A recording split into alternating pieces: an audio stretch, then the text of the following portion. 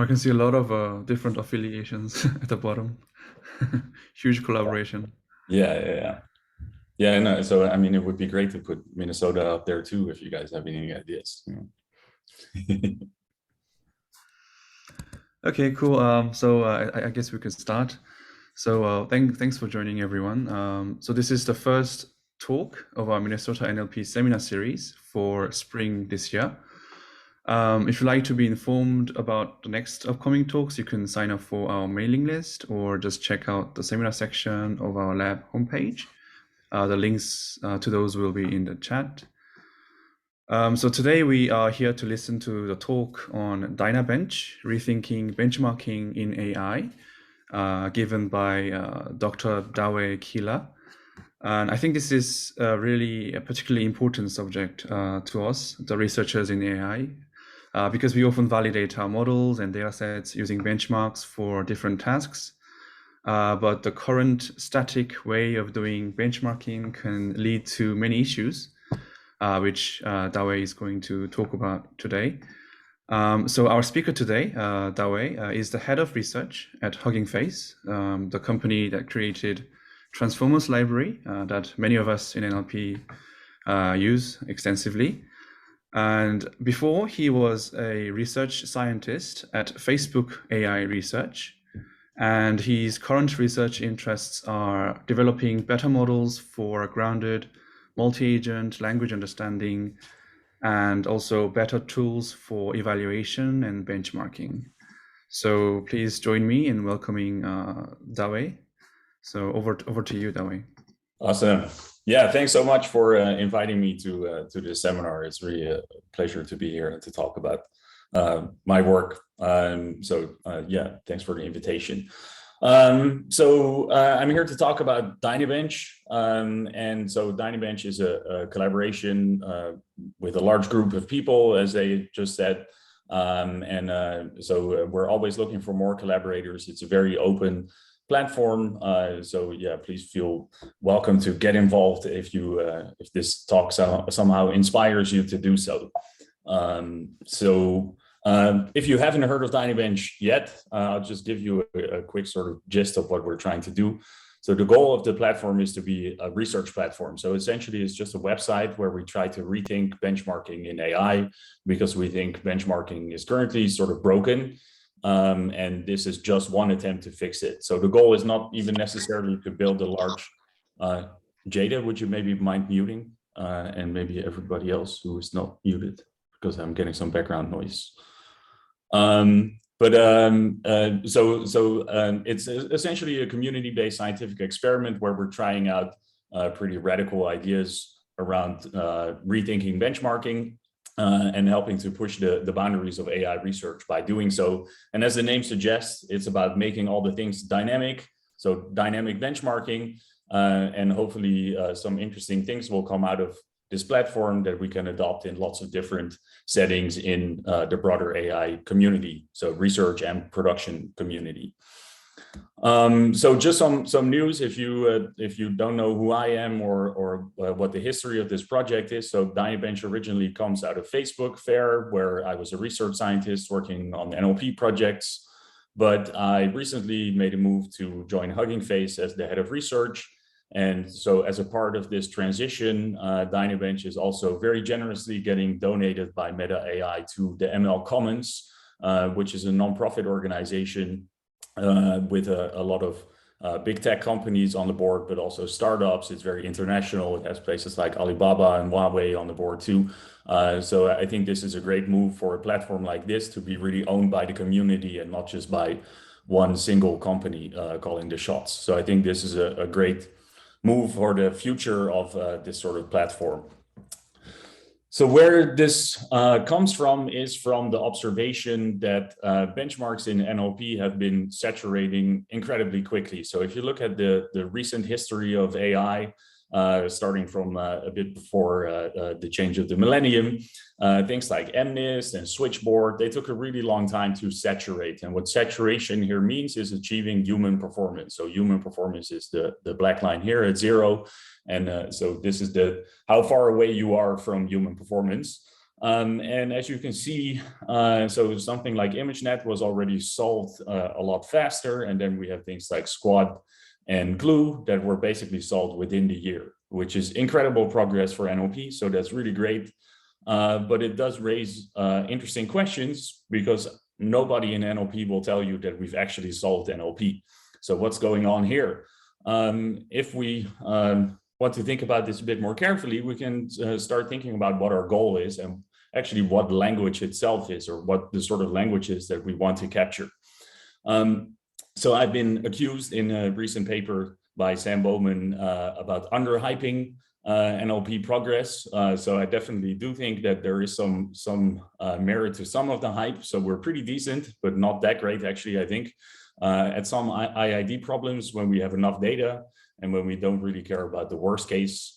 But I don't really believe the hype when it comes to true natural language understanding, where we have general capabilities that encompass recursive. So the recursive nature, the structure, the generative, the productive, the creative aspects of language. I think a lot of these are not really captured yet in AI models. And so I still think we have a long way to go ahead of us, even though our recent progress has been undeniably great.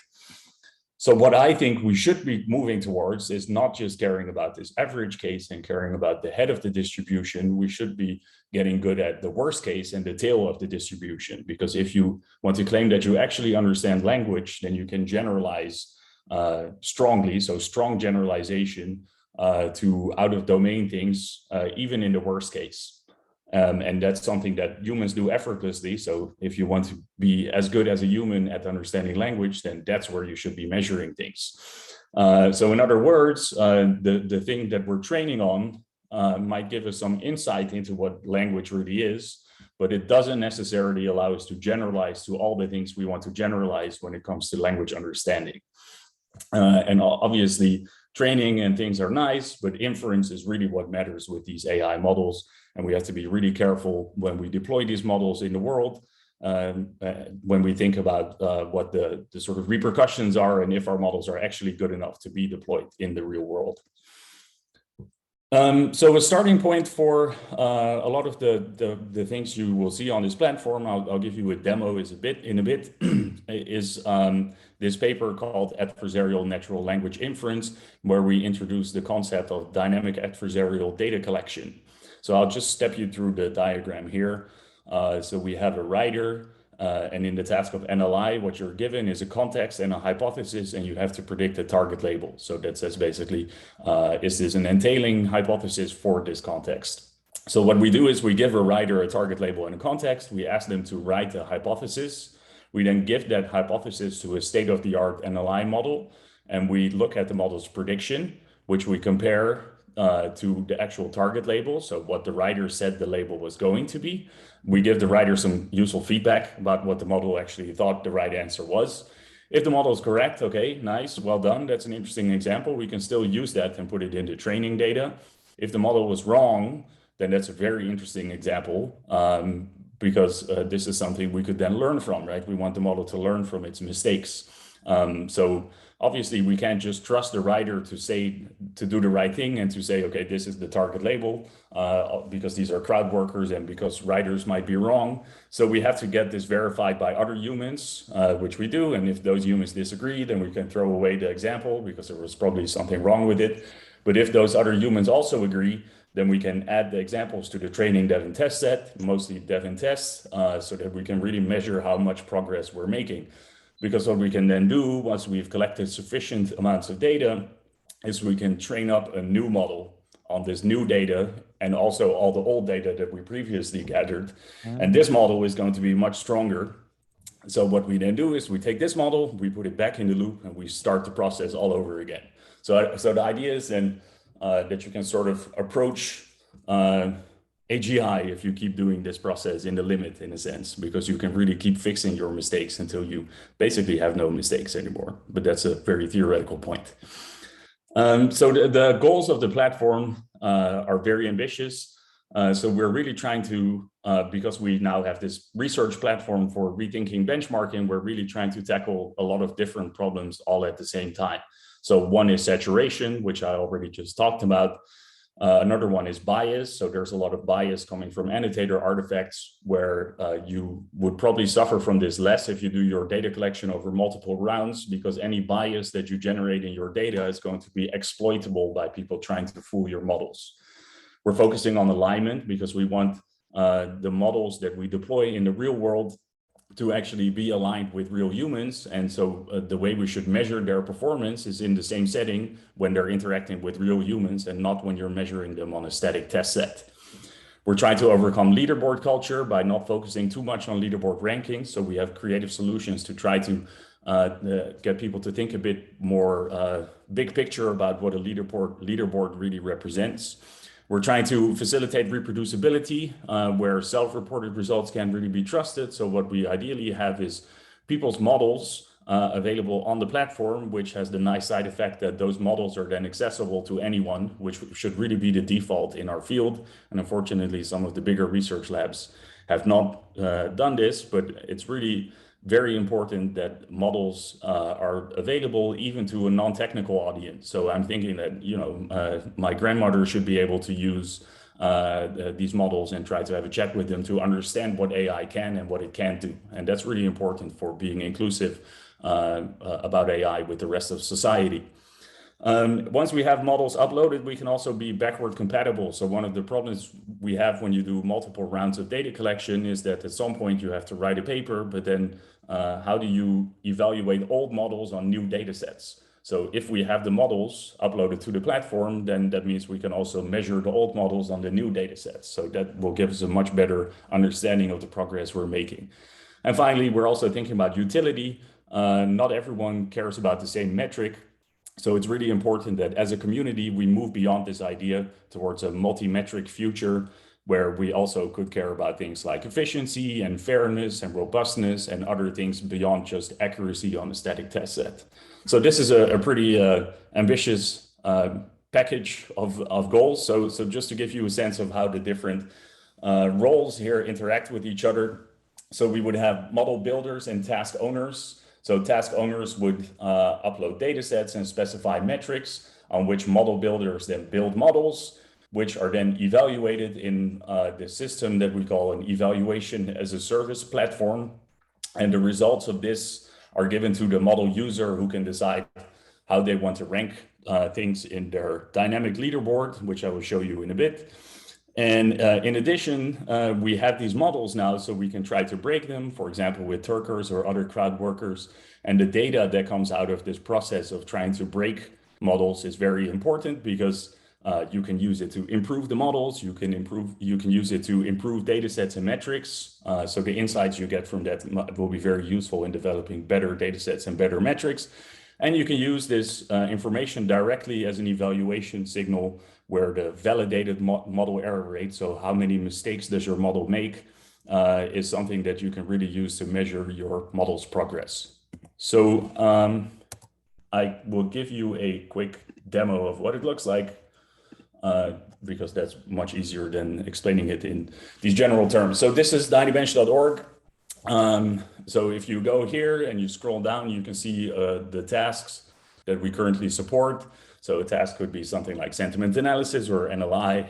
So if we go to sentiment analysis, what you see here is a dynamic leaderboard, which has a bunch of models on there that have been evaluated on a bunch of data sets using a bunch of different metrics. So this is the multi-metric thing I just mentioned, where we also measure things like fairness and robustness. And what you can do as a user is specify your own utility functions. So if you care more about throughput and memory, you can change those things. And as you can see, that changes the scores, which ultimately changes the ranking. And similarly, you could try to specify, okay, I actually don't care about these adversarial sentiment data sets from Dynascent. I just care about SSD3.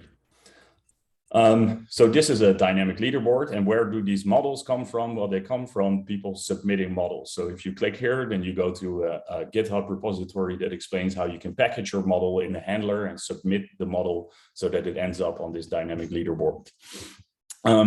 So what I will show you here is the create interface, as we call it, where you can talk to a model, state-of-the-art model, and see how well it does. And then if you fool the model, then this gets recorded and this data will be used in the future. So one thing you could do here is, okay, we're pretending that we're reviewing a restaurant. So let's say I want to say, I was expecting haute cuisine from this restaurant, but I was served rather the opposite. So if we submit this to this system, we didn't fool the model, so it was correct. So you can try this for yourself. I think what I found very surprising is that it's actually very susceptible to very small minor changes. So that's a very interesting observation, that those models are really not very robust at all yet. And then if you don't, if you think you made a mistake, you can retract it, you can flag it, you can provide an example or an explanation for why your example is correct or why you thought the model made a mistake. And all of this information is recorded in future data sets. So that's the platform in a nutshell. I thought maybe now is also a good moment to stop for questions if anyone has any. Does the system take this input from users and retrain it based on this new adversarial data set? So it doesn't do that itself. That's something that the task owners do. So we want to give control. So the Dynabench is a platform, right? And all of these individual tasks, they're owned by people in academia. So NLI is owned by UNC and Sentiment is Stanford. And so those people, they're in charge of deciding when a new round starts or what model to put in the loop and things like that. So in theory, it's possible to do this very quickly and to iterate very quickly with different models where you basically update them like every day. But so far, as you can see, like the hate speech has the most rounds, which is 7 rounds. So it's not getting updated that often. I see. Interesting. Another question is, let's say you write down your own sentence with label, and let's say on the same input sentence, the other people have a different opinion about the labeling, right? So how did you deal with maybe annotator agreement or disagreement, and how do you deal with so that depends again on the specific task. So like in adversarial NLI, we discard examples that have too high disagreement. So I think in hate speech, we record all of the information. So you could do density estimates and things like that, right? So I think maybe in the future of NLP anyway, we're going to move beyond trying to aggregate individual predictions and just modeling the distribution of predictions rather than discretizing it. Right? Yeah, because I think hate speech or other very language sensitive tasks, they have a different distribution by people with a different background. So, absolutely. Yeah. So I think there's a lot of room for doing work there where, for example, for hate speech, you also want to make sure that you have a very diverse set of annotators because different people think about hate speech differently. And you want to be fair to everyone, right? So capture the entire distribution. Yeah, cool. Sorry for asking too many questions. My last question is, this human writers are supposed to make their own samples by themselves, right? But it's often quite difficult for them to think about some creative or challenging sentences, right? So do you come up with some, suggesting some possibly difficult sentences to annotate, or using some active learning, you retrieve such cases from unlabeled data set or any other unlabeled? Yeah, that's a great idea. I'm going to talk about that in this talk, actually. Cool, nice. So one thing you can do is have models help models fool models. Have models help humans fool models, right? So you have a generative model, or you do some active learning, like you said. Or you can just give richer prompts. So I don't know if you know this paper for this data set. This is called Dynabench. Yeah, the Chris Potts, right? Yeah. So Chris Potts and his students and I made this data set, and here we actually have contexts where we try to see, like, if you give somebody a little bit of a contextual information about what sort of thing they're expected to provide, then that really helps much better. Yeah, I mean, maybe if you're interested in that, you should just take a look at this paper. So like if you give them prompts, then we show them a sentence and we give them the opportunity to sort of modify the sentence. And we find that the prompt workers are much more effective. So you do want to try to have a little bit of control also, because this helps you be to cover the distribution much better. I see. That makes sense. Thank you. All right. Okay, I'll go on then. I had a question. Oh yeah, go for it. About what's the procedure for adding new data sets or tasks? So this is something that the task owners do. If you're a task owner, then you have a task owner interface, and you can just specify which data sets you want to add. So you would just upload a JSON-L file, and then you can say, okay, I want to use this on my leaderboard, and then that's going to trigger an evaluation for all the models on the leaderboard currently, because those scores you need to get, right? And then all the new models are also going to be evaluated on this data set. So I personally really think that this sort of evaluation as a service paradigm is really the right way to do it, because then you don't have to trust people reporting their own numbers anymore. You can actually verify that the numbers are correct and trustable. Thanks. All right. Cool. So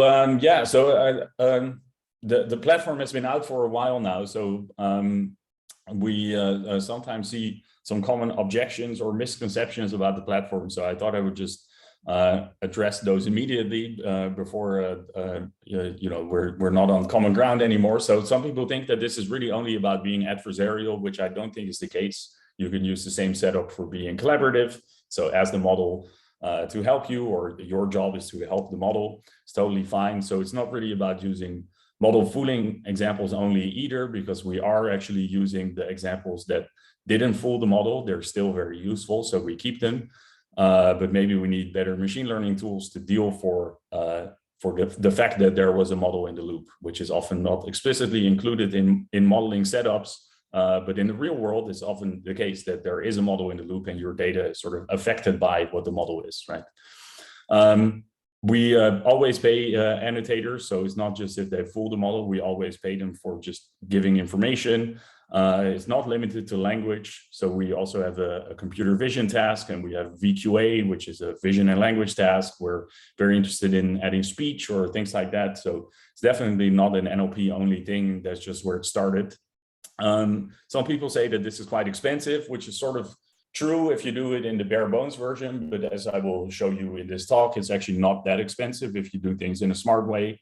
Some people say that it's unfair to specific models, so the model in the loop sort of gets punished unfairly. And so my response to that is that I don't really care about being unfair to models. I just want to have the best possible model come out of this. So if I have to punish Roberta for getting a better model, then I'm totally okay with doing that. So I don't think that we're close to getting to the final point. So it's okay to sometimes be unfair, but it's also something you can easily solve by having an ensemble of different models in the loop, so that all the, let's say, the top 10 models on the leaderboard are all in the loop. And so it's unfair to all of the best models. So that's something you can easily solve. Cycles and naturalness and distributional shift. This requires more research, but I will just tell you a little bit about some recent results out of our group that show that this is maybe not as much as a concern as you might fear. And underhyping, as I said, is also, we're not trying to underhype anything here, but we definitely don't want to overhype anything.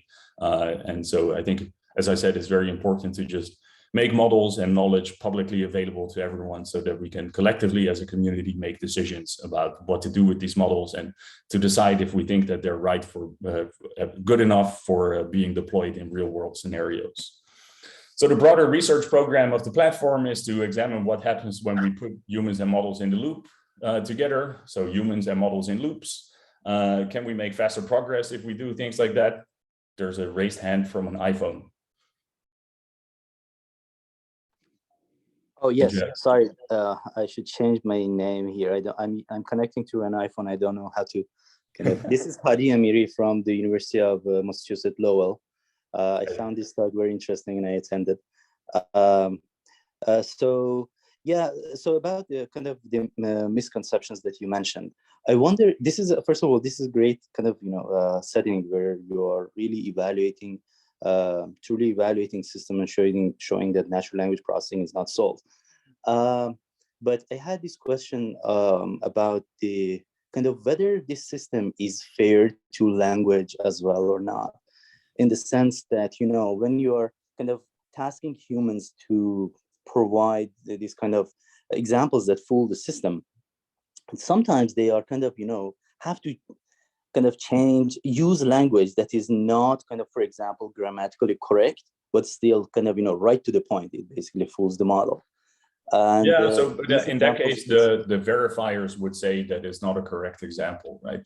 So we have other humans check examples that are generated by people. So other humans also have to agree that this is a good example and that it's a natural example, and that so it's not just a sort of noise that you see in standard adversarial approaches. How would you know that the verifiers are not fooled? For example, I can give I can just change a simple function word in a sentence and totally change the meaning of the sentence, which basically changes the label. Wouldn't the verifiers catch that? The verifiers would see this example and we would ask them, what is your label? And then we would check if their label agrees with the original label. So basically we get like 5 or 10 people to re-annotate the example to see if they agree with the writer that the model is wrong. I see. All right, thanks. But I mean, so I do think you raise a valid point about naturalness, right? So that's one of the things that, so if the data becomes too unnatural and basically doesn't really become useful for any real task, then that would be a problem. And so this is also a concern I had myself. And as I will show you later on, we didn't really find that. So that's a very promising result, I think. All right, great. All right, thanks for the question. Yeah, so the research program is really about trying to figure out what we can do and how we can make faster progress, figure out new things to solve, and how we can democratize these important questions around model evaluation, reproducibility, and empower researchers to really make faster progress. So we started this project in 2020, and so we wrote a whole bunch of papers in so last year and even this year that are I think a quite nice overview of a lot of the research directions that you can explore here. So we did a couple of nice data set papers. So if you want to have really difficult data sets around hate speech or sentiment analysis, or also hate speech or adversarial, so human adversarial VQA, then you can check out these papers. We also did a lot of research in sort of the evaluation side of things. So this is like about Dynaboards and Dynatasks. So how can we make it easy for people to submit things? We ran a large-scale trial on multilingual machine translation. The Flores project was evaluated on Dynabench. And we looked at things like explanations of behavior. And finally, we did a couple of method papers where we really look at, does the method of adversarial data collection work, and how can we make it better? And sort of like a bit more meta questions, I guess. So in this talk, I will focus on those method papers. And I will start with the first 3, and then I'll go to this last one at the end if I still have time. How am I doing for time? Half an hour already. Okay, so the first part here is about humans and models in loops. And so the question really is, instead of being human adversarial, which is where you have a human fooling a model, maybe you can just have a model fool a model. So this is sort of like the standard adversarial approach. And then when you think about those 2 possibilities, then obviously the next thing you can do is try to have a model help a human fool another model. So this would be a generative model, and this would be a discriminative model. And then we want to see if they can work together, basically. And in the longer term, speaking of things like alignment, I think that's where we should be going anyway, where we have lots of models and humans in loops together with other models and humans in loops. And so if we can go in this direction, then we can make a lot more progress in real natural language understanding. So this first paper is on improving question answering model robustness with synthetic adversarial data generation. So all of this work is by Max Bartolo et al. And so the general idea here is that we do passage selection, and in this passage, we try to identify what the suitable answer would be. So an answer candidate selection algorithm. Then based on the answer and the passage, we generate a question. So you can train this question generator on a variety of different data sets.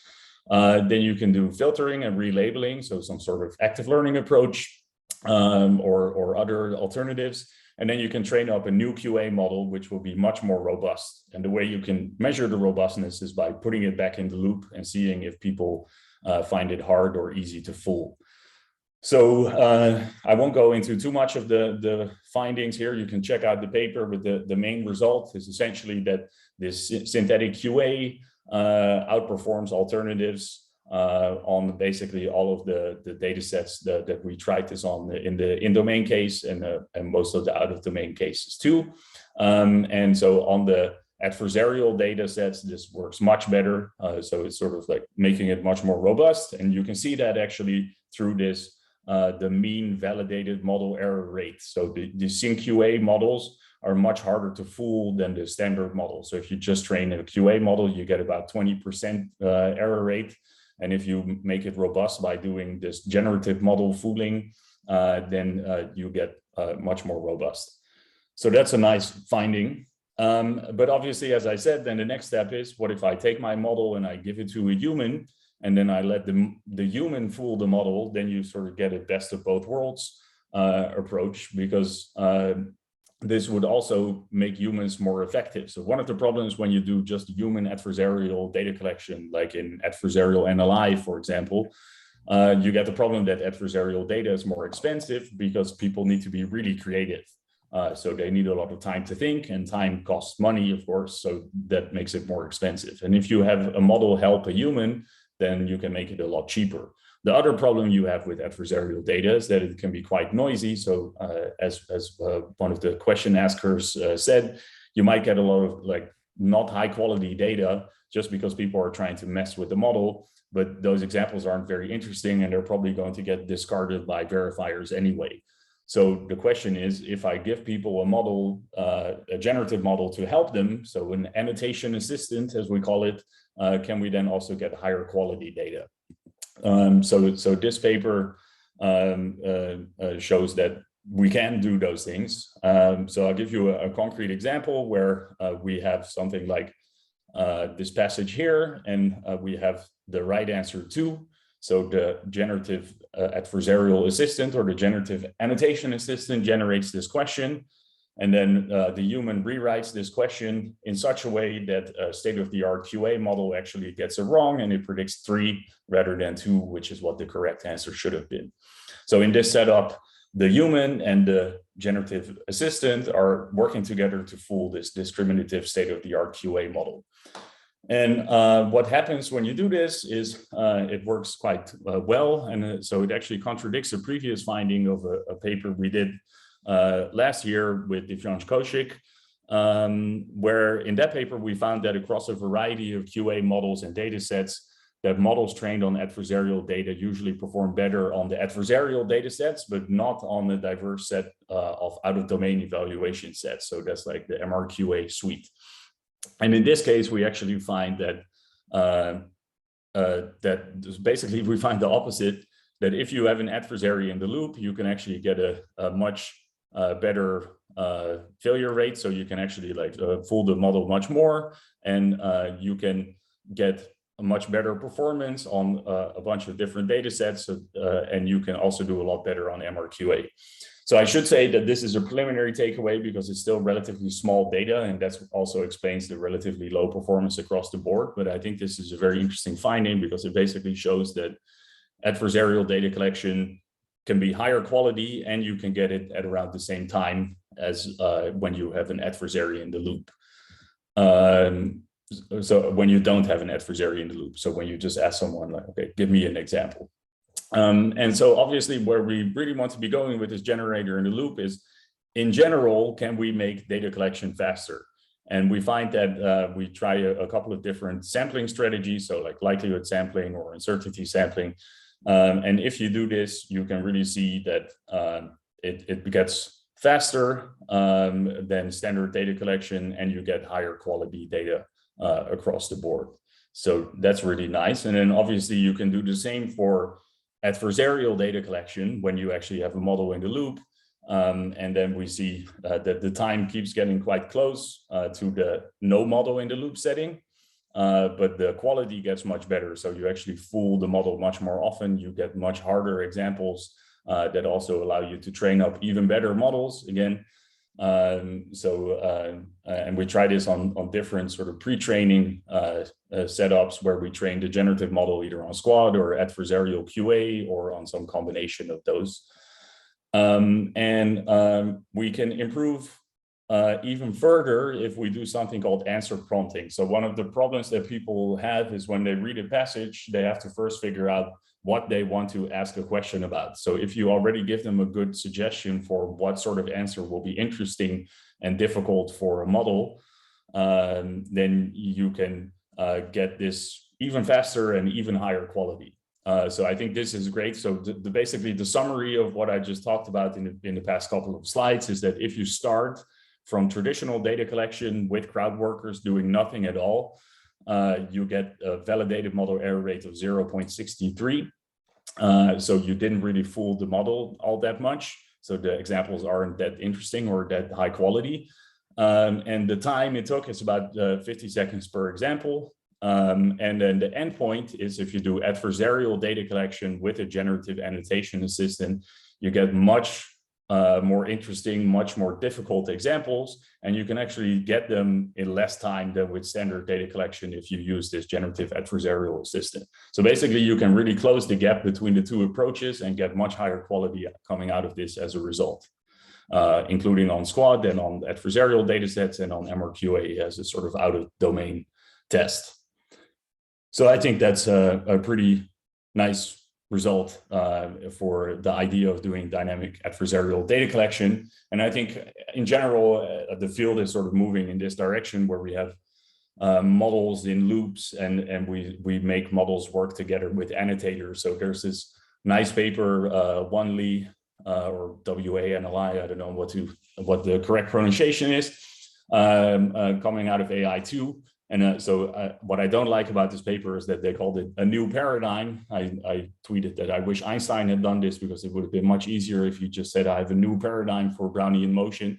I don't think it's a new paradigm. I think this has been around for a long time, and I don't think people should be calling their own work a new paradigm. That's really for the community to decide. But I definitely do think that the field is moving in this general direction of having humans and models work together in loops for doing training data collection and for evaluating models. So yes, we can collect much higher quality data. Yes, we can collect at the same sort of price point. And in general, hopefully make faster progress, and in the process also measure our models better.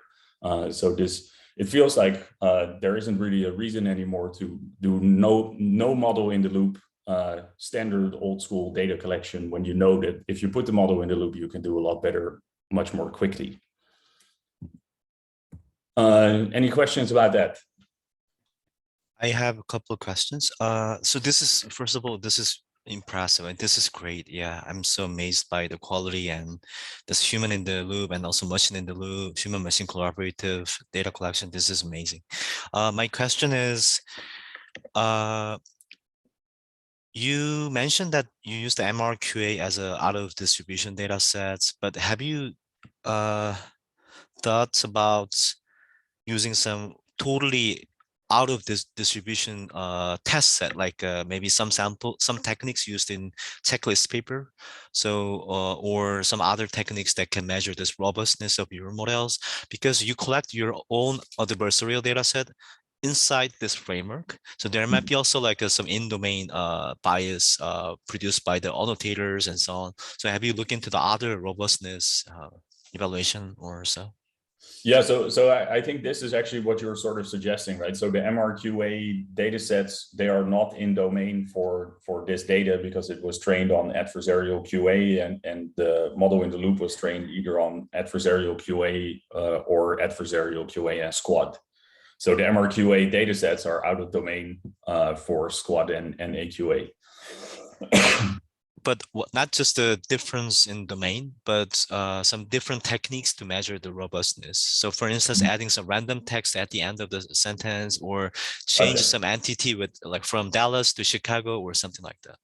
Yeah, so that is basically what this metric, or these metrics are measuring in a way, I think, right? So if a human can fool the model by putting something at the end of the sentence or changing Dallas to Chicago, then that should be borne out in the validated model error rate. I see. But I see what you're saying, right? So if we want to back up the robustness claim even more, then we could try like a robustness gym sort of evaluation on it and show that it also is more robust there. Yeah, that's a good suggestion, actually. Cool. Thank you. Hadi? Yes. I managed to change my name. So I was wondering if you have any insights about the kind of linguistic characteristics of these hard examples that are added to the model. Is there any kind of have you done any kind of analysis on these examples?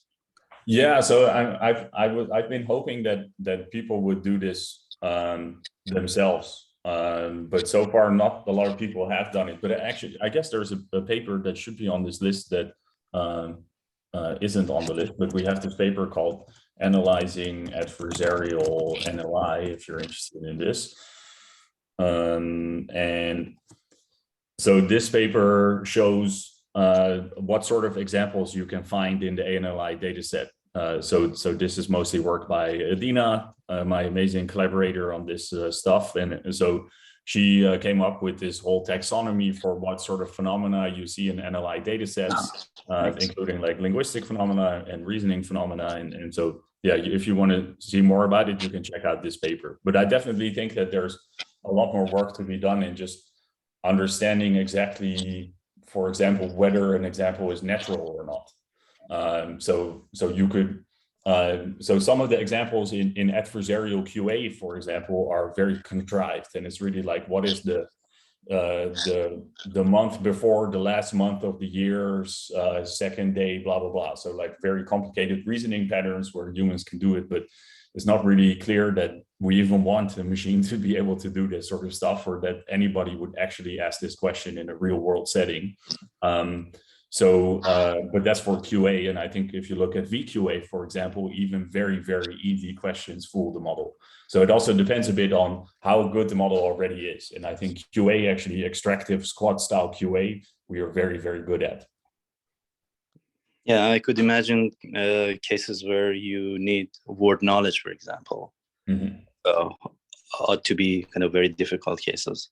Yeah, exactly. And so I think those are the interesting cases, right? Because very often, like common sense things are things that people take for granted. And so and maybe not you and me, but regular lay people, when they're talking to a computer, they will also think that the computer understands this. So we need to be robust to that sort of stuff too. Sure. Yeah. Amazing. Thank you. One quick question. So if I like to make another new task in Dynabench regarding like NOG task or open-ended dialogue system or whatever, do you have any suggestion? Yeah, you should. I mean, so if you want to start a new task now, you can go to the website and there's a request new task button in your profile, and you just fill out the form, and then we will reach out to you and work with you on making it happen. But in generation, it's quite difficult to provide a ground truth label on the exactly. Yeah, so in that case you have to do the setup a bit differently. So the problem is how do you discretize whether the model was fooled or not? Because in the case of machine translation, for example, you would have a blue score, right? And so if the blue score is a bit off, does that mean that the example is right or wrong? And like, how do you threshold that? So you can't do it automatically. So what we've been playing with now, for example, with the VQA data set, is do you think the model was wrong? So basically we tell them, ask a question, you get the model's response, and then they say yes or no, the model was wrong. And then if they say yes, then we take that example, we have it re-annotated by other people. So we ask them the question, and then we see what answer they give. And if the answer they give is different from the model, then they fooled the model, right? So whether or not they fooled the model really depends on the validators then, but they flag it themselves. I see. So there should be some grounded metric to evaluate. Yeah, in anyhow, right? I see. Yeah. But I mean, so the grounded metric is more so that you can give them feedback on whether they are doing the right thing and fooling the model or not, right? So you don't necessarily have to automatically discretize there. You can make them make the decision on whether they fooled the model. I see, that makes sense. Thanks. Was there another question? I think I saw somebody raise their hand, but maybe I was wrong. Well, someone is raising his hand or her hands. Gil? Yes, hi, thank you for the talk. I was wondering, is there a metric for the percentage of data, because it's a function of the data set, post annotation that improves a model?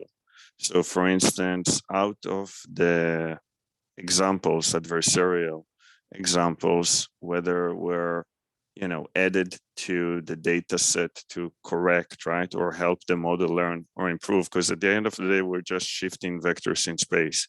So what's the percentage? Is there a metric that keeps, this model handles, because there's, right, the amount of data you have with large models is obviously humans can't scale to that level in terms, and there's no need to, but let's say this model is more efficient, that 1,000, obviously it's not 1,000 training examples, adversarial added to it, moves the vectors in a better direction than that model where you require 20% or some estimate. Yeah, so we did find that in the adversarial NLI paper that the data we collected was more sample efficient. So you can get by with less data than in the standard data collection procedure and still get the same amount of performance. So I think that question is still a bit open. So one of the things I'm thinking about now is, can you try to use active learning to see whether you want to sample from adversarial data sets or from non-adversarial data sets and sort of learn the optimal mixture that way. And so I think if you do that the right way, then you should be much more sample efficient than if you just do standard data collection. But so what I will talk about now, I think will also go a bit in that direction. So let me know if this also helps. Because this next paper, analyzing dynamic adversarial training data in the limit by Eric Wallace et al. When he was interning with us, is inspired by dynamic adversarial data collection. But essentially what we're doing with this paper is we're repeating this process. So taking a model, getting data, training it, putting it back in the loop. We're doing this really very quickly over very many rounds. And we're doing that in a controlled setting. So we take Roberta, trained on all NLI, so that's multi-NLI, SNLI, and fever NLI as a starting point. So that's the same starting point as for the ANLI paper. And then we hand construct, before we start doing any data collection, we hand construct an expert curated test set that covers a wide range of NLI phenomena. So this really covers anything you can think of in NLI, and this was generated by Eric and Adina and Robin, so really linguistic experts who know a lot about NLI, and it really is supposed to cover everything you want to know about NLI. So what we then do is we do dynamic adversarial data collection for 20 rounds. So NLI only did 3, and we keep this a bit under control by starting just with 10 contexts, and then that allows us to make sure that we can afford to collect lots of rounds. So if you do this for thousands of contexts, then you're going to have to collect a ton of data. And this was already not that cheap to do, because you want to have it properly verified. We have some hope of achieving saturation if we do it like this, and we can really cover all of the phenomena we want to have for 10 contexts. So if we had lots of contexts, that would also be a problem. So in this controlled setting, what we find is, I think, really, really very nice. So what you see here is the validation accuracy. So the validation set here is the combination of data coming out of the different data collection methods. And so that's a mixture of these three. So non-adversarial, meaning no model in the loop, or static adversarial, meaning there is a model in the loop, but it's always the same one, so we never update it.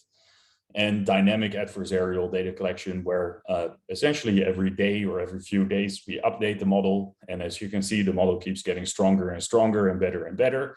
And so this is on a validation set. So maybe you could explain this by saying, okay, but there's adversarial data in this validation set, so that's why it's better. But on this test set that was generated before we started doing any data collection, we see the same thing. So this is held out test set that's completely separate. And as we can see here, the dynamic adversarial data collection procedure just gives you much better data than the alternatives. So I think this is really exciting because it basically shows that if you are starting to collect data for a task, you should always just try to have a model in the loop, and you will be able to get by with much less data collection and still get the same sort of results. And if you keep doing this in the limit, you're just going to have better models. So if you want to have a state-of-the-art model and you are collecting data for it, use the model in the loop.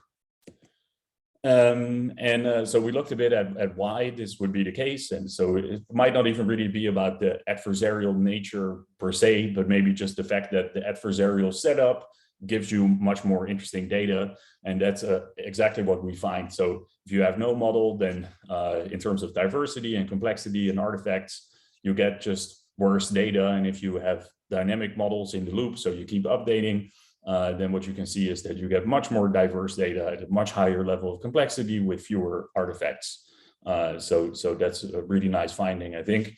And as you can see here, the model also gets stronger over time, so it gets harder and harder to fool, where the static model, so we always just have the same model in the loop, sort of stays random, right? So that doesn't really get better. So this model really gets better and better on this data over time. So again, that's a measure of robustness. So this model gets more robust, more diverse, more complex, fewer artifacts, and better overall accuracy on the test and dev set. So I think that's a pretty cool thing.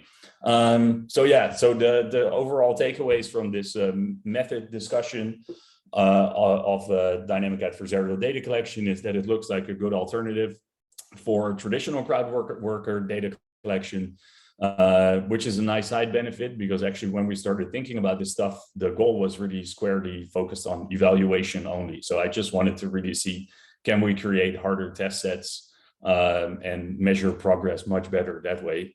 And so it's nice to see that the training data that comes out of this is also very useful. And so I think if you look at the general trends, there's also OpenAI's recent papers on using human feedback and instruct GPT. You can really see that this is a trend in the field where people are starting to think about how we can combine those two different approaches. So there's a lot of further work needed. So I raised this question already earlier in the talk, how natural is this data really, and do we actually care about the naturalness of the data?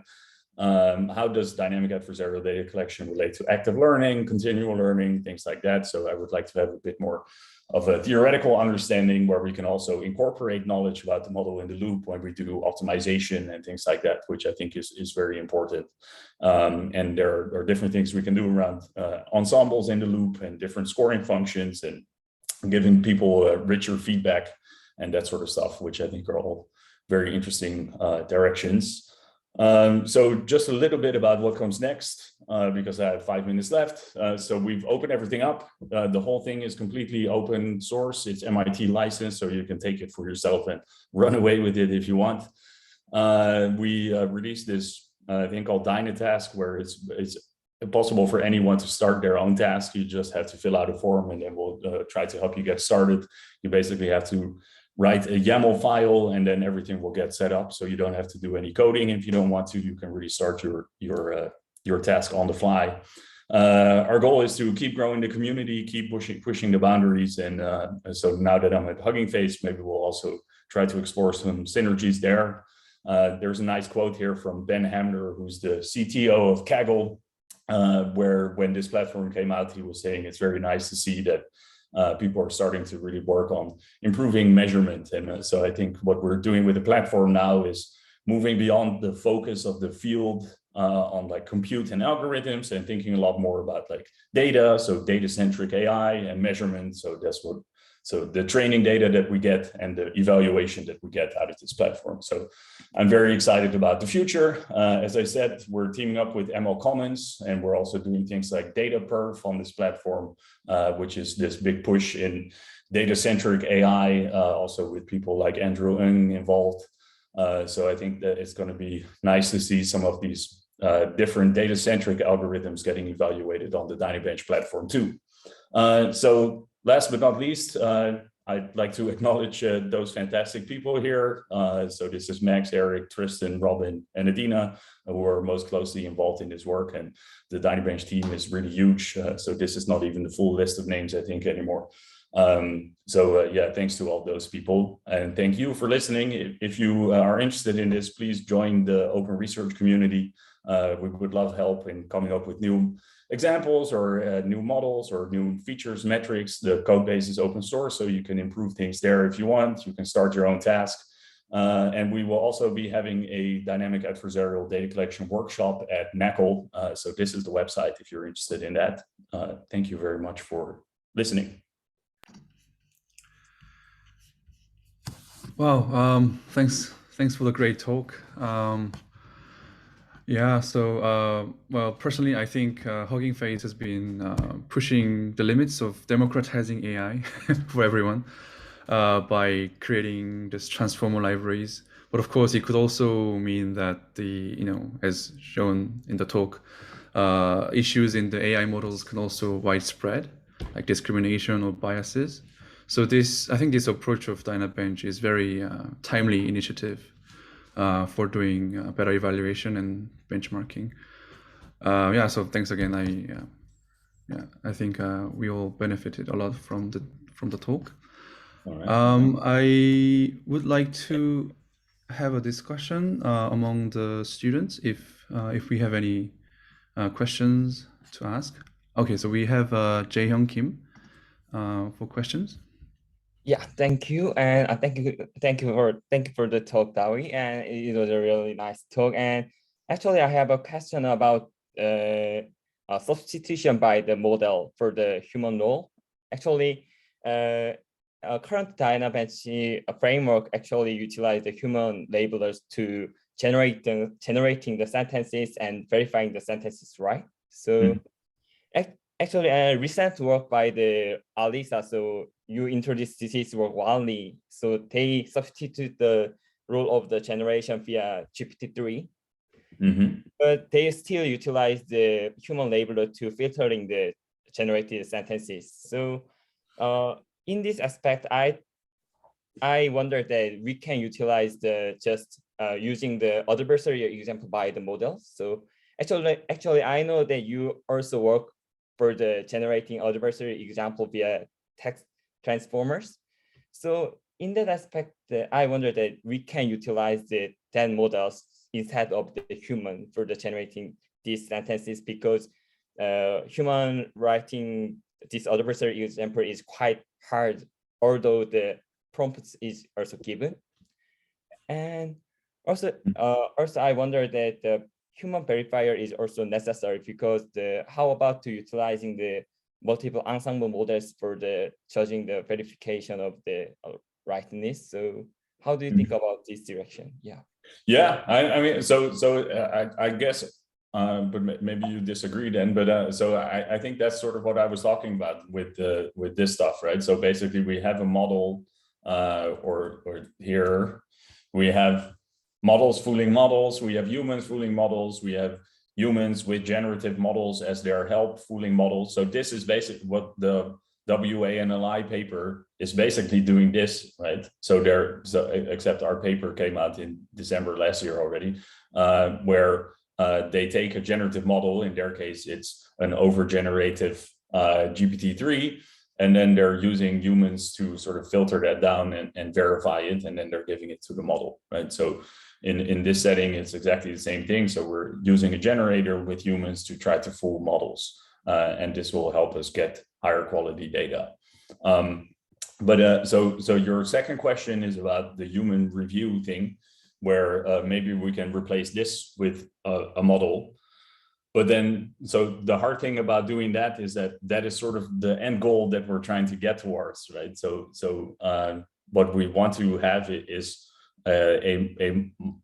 so we want to train a model that is so good at this task that it can do this human review, right? But then it's sort of a chicken and egg problem, because the only way to get such a model is to get the data. And I actually think that that's sort of what we're solving here with dynamic adversarial data collection. Is by doing this over lots of rounds and doing this iteratively, you do get a stronger and stronger model in the loop. So you need less and less human review for sort of the less interesting examples, and you only need it for the harder ones. Yeah, thank you. Cool, thank you. We also have Tony up for question. Yeah, so you mentioned about this naturalness from this adversarial samples. So have you seen any other types of annotation artifacts from this adversarial samples? A little bit, yeah. I'm working with a student on a paper now where we found some artifacts in the adversarial NLI training data, and so that sort of makes sense because the non-model fooling examples are included in the training data in that case, right? So that's sort of like up to the task owner. So it's not the case for every task on Dynabench that it was using that setup, but for ANLI, we included all of those examples, which means that if you had one annotator trying a bunch of different things in the same way, then all of those examples, if they were verified, then they end up in the data set. So what you probably want to do there is do something smart where you filter down the training set in different ways. So yeah, that's in the paper, but so I've been surprised that nobody's actually tried to write a paper about this. Yeah, I'm it's just like in the curious. future work section. Yeah. And do you think non-fold annotations are useless then? No, they're not used. I think they're still great, right? Because you also don't want your model to move too far in the direction where it gets fooled and sort of forget all the other stuff. So by keeping it around, you are avoiding catastrophic forgetting problems. Yeah, so have you seen any trade-off between these fooling cases and non-fooling cases, and in which points they're complementary each other, or which points they're useless, or yeah? Yeah, a little bit. I mean, so yeah, it's mostly just anecdotal. I think there's a lot of opportunities for people to try to dive deeper into those questions. Like, can we understand things better on the example level, and like which example do we prefer when, and that sort of thing. I see. Cool. And one last question is, you mentioned about this OpenAI's like a preference selection paper, right, for summarization. So have you also thought about like relationship with adversarial samples with sort of like preference selection? Like for me, like adversarial samples are great because they're finding the better decision boundary between those ambiguous tricky cases, right? And this happens also in the preference selection, showing the similar to similar, but it's also similar to contrastive learning. So I wonder like how they're related, and yeah, whether we can get benefit from this and this to others, and yeah, any thoughts? Yeah, I mean, so I think that work is also great. So as I said, there's no reason for Dynabench to be adversarial only. That's just one of the easy ways to get better decision boundaries. Exactly, right? So I mean, it's very easy on Dynabench to still have a model in the loop, but not be adversarial, but to be cooperative, or to just ask for like a Likert score feedback rating or something like that, which you could then use to improve your data. But I think the adversarial thing is interesting because it really forces your annotators to be creative and diverse and complex. And so that's also what you see here, right? And to avoid artifacts and things like that. So you're just going to get a lot more interesting data very quickly with this approach. And I think if you just ask people for their feedback, maybe you still just get a lot of boring data at the head of the distribution where you already know sort of whether it's good or bad. And so it's really the interesting cases that matter. So yesterday I was talking to someone at Waymo, and so in self-driving, they're also very interested in dynamic adversarial data collection, because they want to find the edge cases that are really at the tail of the distribution, because those are the risky ones that you don't see often enough to actually learn from. I see. Interesting. Thanks.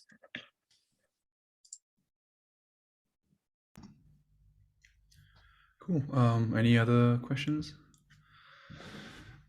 I have a sort of like a idea.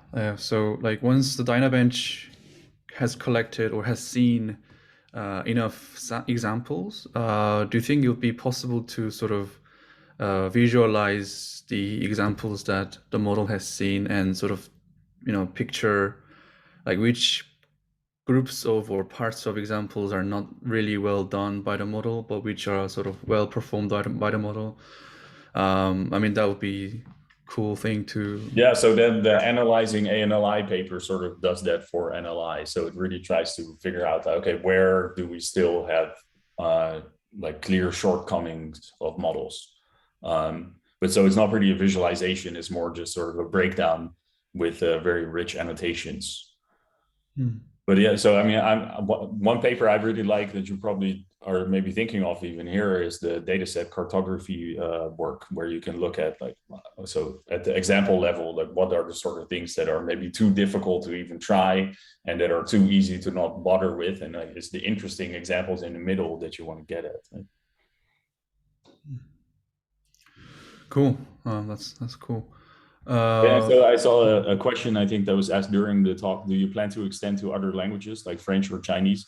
I would love to, yeah. So I've been talking to some folks in China to try to get a Chinese Dynabench. We can do a Korean Dynabench. We can do a French or any language. So there's no real restrictions on the language that it's in. It's just that English was the easy first language to use. Cool. Question by Abe. Oh yeah.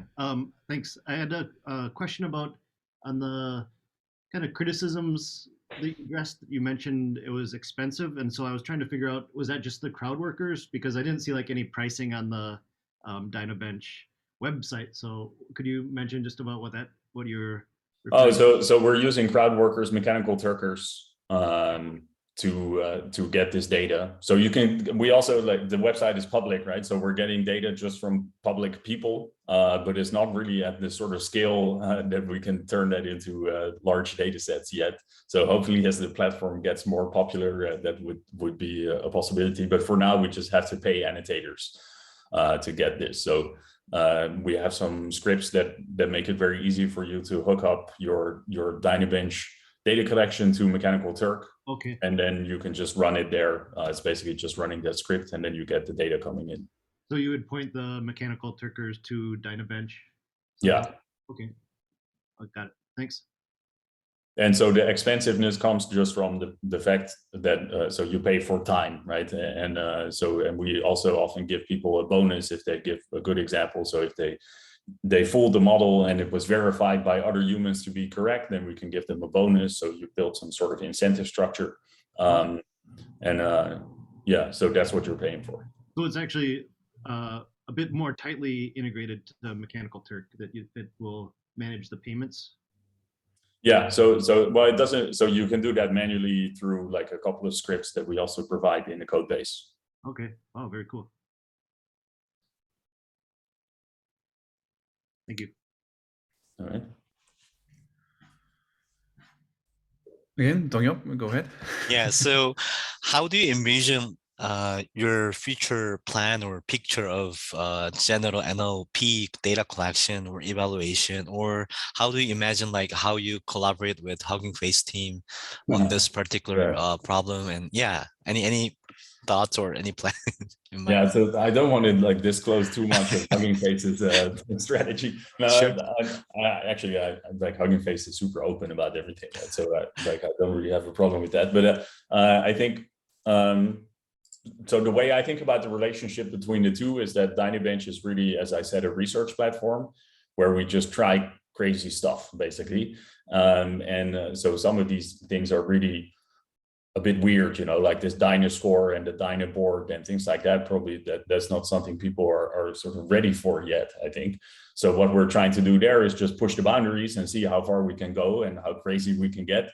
And then with places like Hugging Face, but really anybody who wants to can take some of the ideas from there and try to implement them in cleaner, more sort of production-ready ways. So in Hugging Face, we are talking about things like evaluation as a service, where we have all these models and we have all these data sets. So why don't we measure the models on the data sets and that sort of stuff, right? That's a great idea. I think this like data sets, like a Hugging Face that data set or load data set or loads model, these are great idea for models, getting the models and existing data set. Maybe you can do the same thing for evaluation or this adversarial data set as well. Yeah. Yeah. It's in the works. Awesome.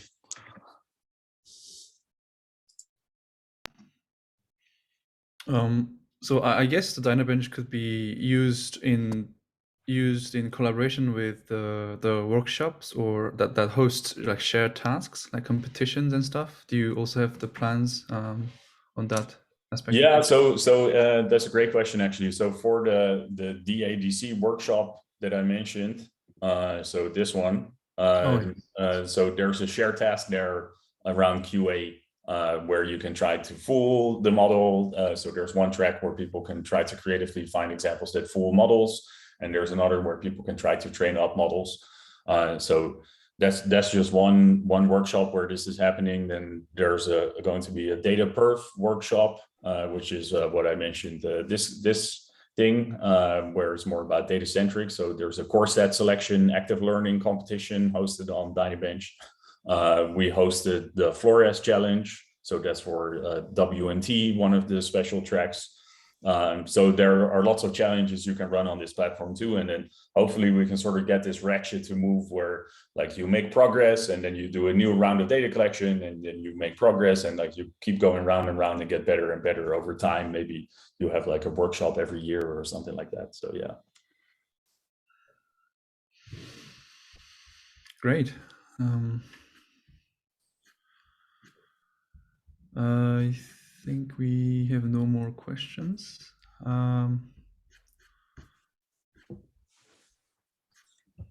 So maybe I can ask you folks a question then. Okay, go ahead. So one of the things I'm struggling with Dynabench is that it's all a bit complicated for people still, right? So there's a lot of like moving parts and it's very hard for people to submit models and things like that. Like, how do you think we can make it easier to use and more sort of mainstream? That's a really good question. When I first read this adversarial analytic paper, I said it was really cool and it's gonna be like de facto evaluation platform or data collection platform, but it turns out not many people compared to traditional evaluation system or maybe Jam workshop or other evaluation platform, not many people actually actively participating. And I think it's mainly because of the difficulty of like this adversarial concepts and some difficulty in the interface and yeah, as you mentioned, like this concept of like a Dyna score or whatever. So maybe if you can make them quite more user friendly and also advertise the effect of this adversarial samples and how these samples are really valuable for valid evaluation of your systems. I mean, then I think people may get more into it. Yeah. I don't know. Sorry.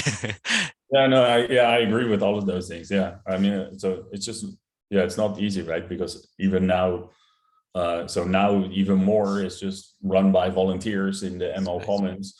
We don't have that many like dedicated people working on this. So I'm also trying to find out how we can pull in the academic community much more. Maybe just plug into Hugging Face transport. That might be a big thing, right? Yeah, everybody's using Hugging Face these days. So yeah, but so for Hugging Face, I think we're only going to take parts of Dynabench and not actually take Dynabench. Yeah, so that would just be like research stuff still. I see. Any other thoughts?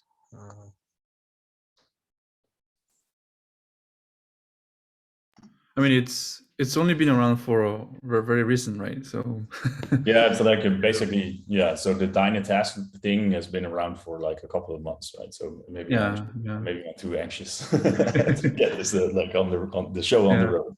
Yeah. Because the data hub on Hugging Face, I mean, there are tons of new models being uploaded every day, and people seem to use it like a lot. So yeah, I'm sure it will pick up as well for the Dynabench.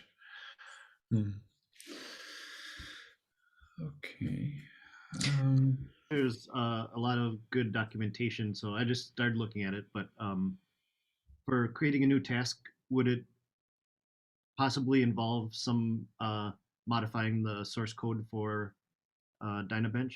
It depends on the task. Yeah, if you want to do like a standard classification thing, basically you just write a configuration file and then you're off to the races. But if you want like something more complicated, like if you want to do like dialogue or the generative models that you mentioned, right? So then it's a bit more involved, but it's not crazy. Like the whole interface is really built to be very easily extendable. So that's what this Dynatask thing is about. So yeah, hopefully it will end up being like a no-code solution where you just write a config file and then you can just do whatever you want. And so I would even like it to be possible to just click on a button and then start collecting data with mturk, but that's a bit further away. Actually, I have one question. So do you have any plan to update the prompt-based approach in the Dynabench? So because I think personally, the writing the sentence in the Scratch is the most hard thing to use the Dynabench. So if the seed sample or any prompts are given, actually it is more easier to be approached. So do you have any plans? Yeah, so yeah, we are thinking about that a little bit. So, but it's really up to the task owner. So I'm stuck in the middle, right? Because like we built the platform, but the task owners decide what happens on their task. One thing we could do is do so Max Bartolow's generative assistants, if we can put them up on the QA task so that people can see what it's like. I think that could be nice.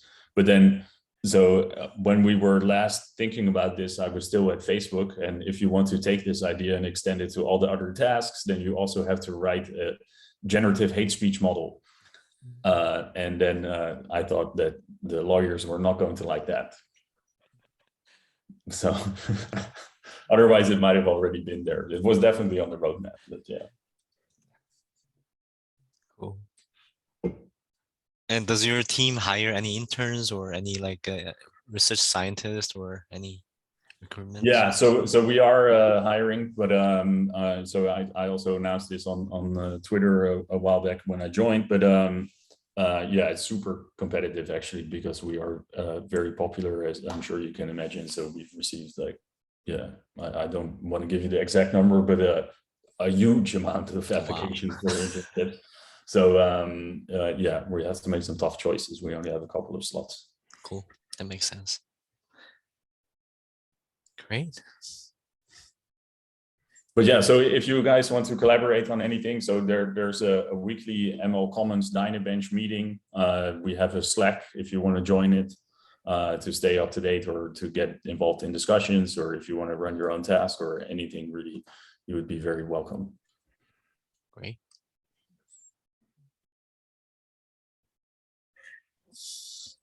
Right. So well, I guess we could wrap up if we have no further questions. Well, thanks again. Yeah, thanks for having me. Thank you so much. It was great fun talk. to do this. Yeah, I think it's a great start of the seminar. Yeah, thanks for that. Cool. So are you going to post a video somewhere too? Yeah, I guess in our seminar homepage, I guess, if you agree, of course. Yeah, sure. Yeah, you have my permission to do whatever you want with it. Okay, we'll do. That's awesome. Thank you. All right. All right, cool. So thanks a lot, everyone, for joining as well. Thank you. Take care. Bye. Bye. Bye. Bye.